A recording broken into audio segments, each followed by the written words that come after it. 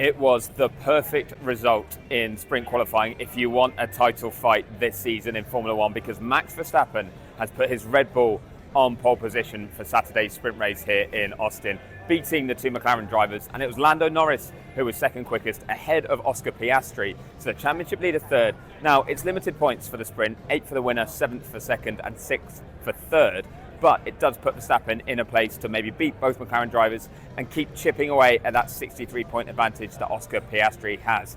Verstappen did the same here last year as well when he won the sprint race. So, there's a pinch of salt to be taken with what we see in the sprint, but so far, encouraging signs from Red Bull. Laurent Mekies said earlier today that Red Bull expect to be competitive at every single track for the rest of the season. Not that means they'll win at every track, but that they can be in the fight with McLaren and perhaps with Mercedes and Ferrari if they are ever up there too.